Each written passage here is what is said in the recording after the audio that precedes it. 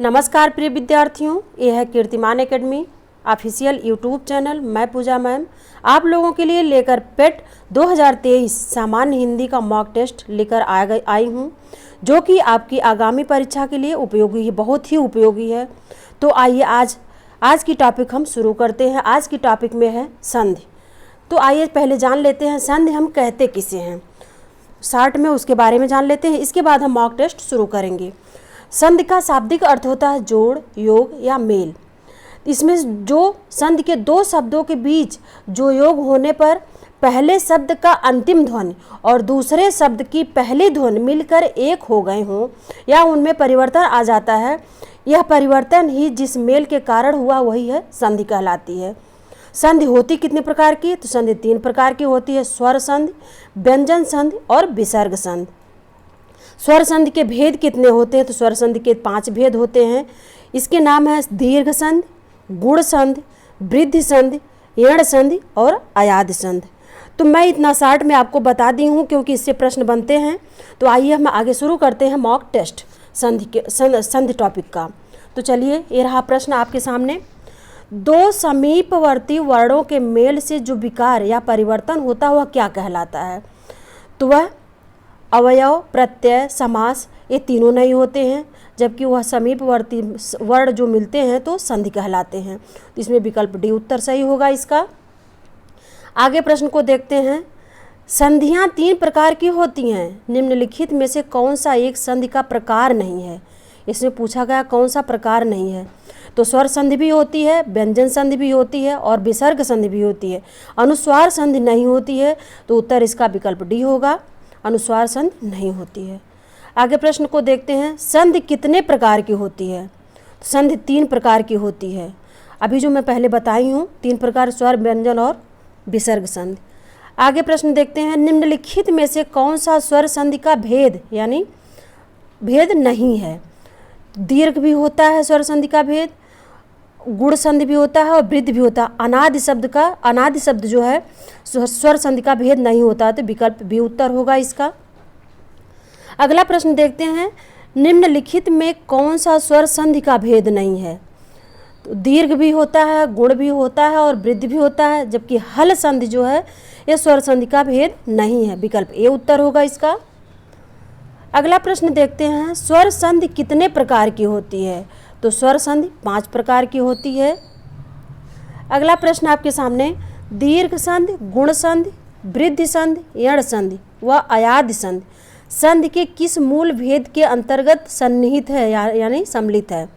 तो यह है स्वर संधि के अंतर्गत आता है, दीर्घ, गुण, वृद्धि, यण और अयाद संधि। अगला प्रश्न देखते हैं। रत्नाकर का संधि विच्छेद होगा यानी रत्नाकर शब्द का संधि विच्छेद क्या होगा?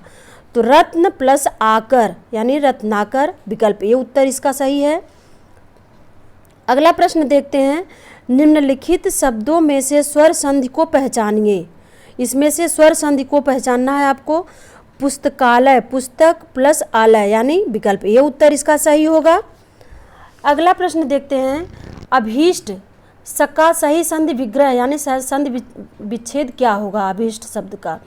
तो अभि धन इष्ट यानी अभीष्ट, विकल्प सी उत्तर इसका होगा। अगला प्रश्न आपके सामने है। वेद प्लस अंत का सही संधि क्या होगा? वेद प्लस अंत का सही संधि क्या होगी? तो इसका वेदांत सही संधि होती है, वेद धन अंत, तो विकल्प ए उत्तर इसका सही होगा। अगला प्रश्न आपके सामने है। सख्यागमन का सही संधि विच्छेद क्या है? इसमें से सख्यागमन यानी विकल्प इसका विच्छेद करेंगे सखी धन आगमन, तो विकल्प ए उत्तर होगा, सही संधि विच्छेद इसका यही है। अगला प्रश्न है। निम्नलिखित में से सही संधि विच्छेद का चयन कीजिए। तो इसमें से चारों विकल्प में से देखना है कि कौन सा सही संधि विच्छेद सही है। तो इसमें पत्र धन अलय ये भी गलत है, स्मरण धन असन्न ये भी गलत है, वीर धन अंगना यानी वीरांगना होगा इसका विच्छेद में, विकल्प सी उत्तर इसका सही है और तीनों गलत है। अगला प्रश्न है। अभि प्लस उदय की सही संधि कीजिए यानी अभि प्लस उदय का सही संधि क्या होगा? अभ्युदय होगा, इसका विकल्प ए उत्तर सही होगा।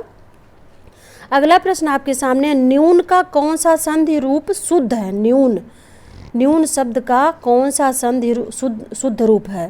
तो इसका न्यून का संधि शुद्ध है नी धन ऊन, यानी विकल्प डी उत्तर है इसका।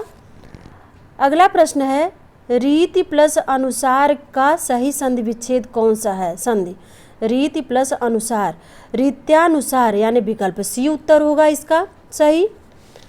अगला प्रश्न है, स्वल्प का संधि विच्छेद क्या होगा? स्वल्प का संधि विच्छेद क्या होगा? तो इसका संधि विच्छेद सही होता है सुधन अल्प, यानी विकल्प डी उत्तर इसका सही है।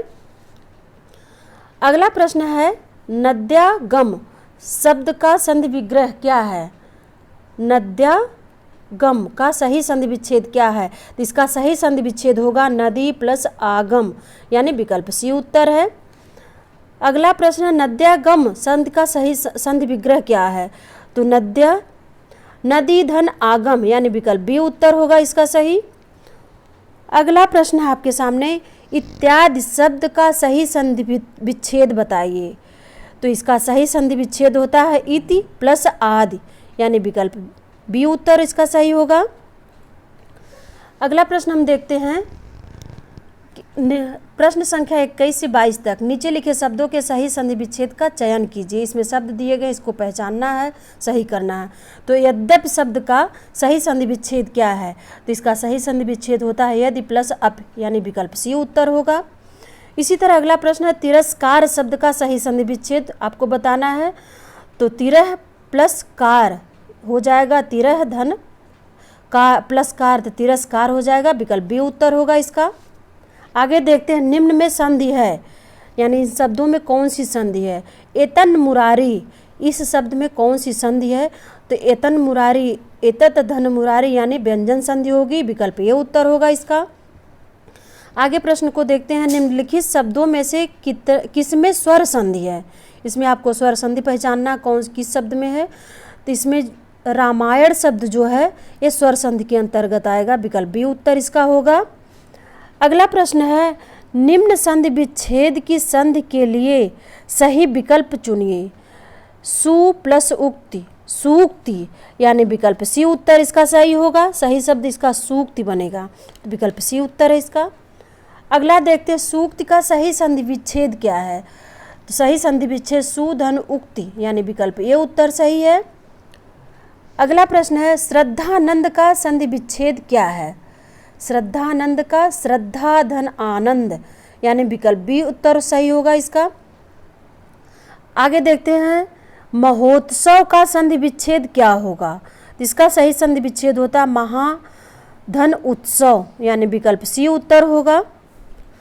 अगला प्रश्न है, महेश्वर्य का संधि विच्छेद करके इसमें कौन कौन से वर्ण जुड़े हैं ये बताना है। तो महाधन ऐश्वर्य में कौन सा संधि नियम समाहित है? इसमें नियम आपको बताना है। तो आ प्लस ए ये भी नहीं समाहित है इसमें, आ प्लस ए ये भी नहीं समाहित है, आ ए ये भी नहीं समाहित है, आ और ए ये भी नहीं समाहित है। इसका होगा सही शब्द आ बड़ा आ प्लस ए, तो मिलकर हो जाएगा ए, इसलिए ये चारों विकल्प गलत हैं।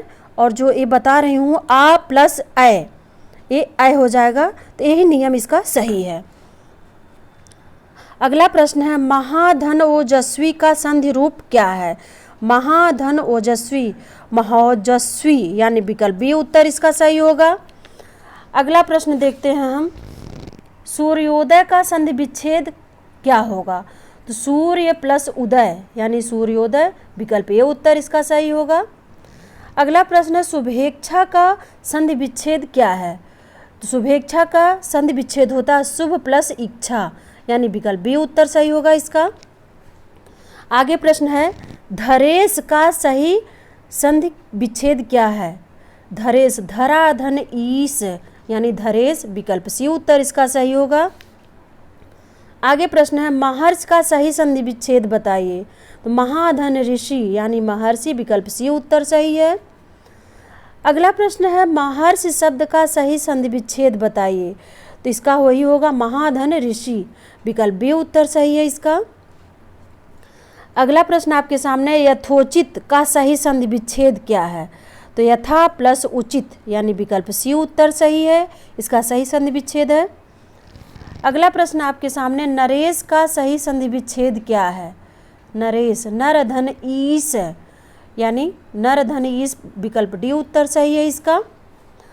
अगला प्रश्न आपके सामने है, अन्वीक्षण का संधि विच्छेद करिए। अनुधन ईक्षण, अनुधन ईक्षण, इसमें कोई भी विकल्प सही नहीं मिल रहे हैं, इसलिए इसका अलग शब्द है अनुधन ईक्षण यानी बड़ी ई लग के ईक्षण बनेगा, अनु प्लस ईक्षण होगा, तो इसका अलग उत्तर होगा। ये चारों विकल्प गलत दिए गए हैं। अगला प्रश्न है, मतैक्य किस संधि का उदाहरण है? मत प्लस ऐक्य यानी ये वृद्धि संधि का उदाहरण है, विकल्प सी उत्तर होगा। अगला प्रश्न आपके सामने है, तथैव का सही संधि विच्छेद बताइए। तो इसका सही संधि विच्छेद होता है तथा धन एव यानी विकल्प ए उत्तर सही होगा। अगला प्रश्न आपके सामने है, निम्न में से कौन सा संधि विच्छेद सही नहीं है? यानी बहुत ध्यान से पढ़ना होगा, सही है या सही नहीं है, तो इसमें नहीं शब्द लगा है, नहीं है, कौन सही नहीं है। तो इसका सही एक धन एक, बाकी सब सही हैं, रि धन न ऋण, तपह धनवन तपोवन, जगत धन ईश, ये भी सही है, जबकि एक धन एक यही गलत है, विकल्प ए उत्तर इसका है, एक कैक होता है। अगला प्रश्न आपके सामने है, अत्युक्ति शब्द में संधि कौन सी है? अति धन युक्त यानी यण संधि होगी, विकल्प सी उत्तर इसका सही है। अगला प्रश्न आपके सामने, ई प्लस आ बराबर या किस संधि में इस प्रकार का परिवर्तन होता है? तो ई प्लस आ जुड़ के या बन जाता है, ए है संधि, यण संधि में ऐसा परिवर्तन होता है, ई प्लस या आ का या हो जाता है, तो विकल्प सी उत्तर इसका सही होगा। अगला प्रश्न आपके सामने, निम्नलिखित में से कौन सा संधि विच्छेद सही है? आपको सही बताना है इसमें से कौन सी सही है। महर्षि महाधनर्ष ये भी गलत है, महाविद्यालय महा ये भी गलत है, व्याकुल ये भी गलत है, मध्वर मधुधन अरे, विकल्प डी उत्तर का इसका सही होगा। अगला प्रश्न है, गौ गौह प्लस चरत का सही संधि विच्छेद कौन सा है? तो गौस धन चरत ये सही संधि विच्छेद, इसका गौस चरत यानी विकल्प सी उत्तर इसका सही है। अगला प्रश्न आपके सामने है, दीर्घ का वर्ण विच्छेद क्या है? दीर्घ किन किन वर्णों से मिलकर बना है? तो द आधा द प्लस री प्लस गा आधा गा होगा प्लस आ हो जाएगा दीर्घ यानी विकल्प ये उत्तर इसका सही है एकदम। अगला प्रश्न, बधूर्म का संधि विच्छेद क्या है? बधू धन ऊर्मी यानी विकल्प बी उत्तर इसका सही है। अगला प्रश्न है, भूर्जा शब्द का सही संधि विच्छेद क्या होगा? तो भूधन ऊर्जा यानी विकल्प सी सही है इसका उत्तर। अगला प्रश्न है, सरयूर्मी में कौन सी संधि है? सरयूर्मी यानी दीर्घ संधि होगी, विकल्प ए उत्तर सही है इसका। अगला प्रश्न आपके सामने है, सत्यार्थी शब्द का सही संधि विच्छेद बताइए। तो सत्य प्लस अर्थी यानी सत्यार्थी होगा, तो विकल्प सी उत्तर इसका सही है। तो फिर मिलते हैं हम आपसे अगली वीडियो में। आज का वीडियो कैसा लगा आप हमें कमेंट करके ज़रूर बताइएगा। अगली वीडियो में हम फिर मिलेंगे कल आपको, तब तक के लिए नमस्कार।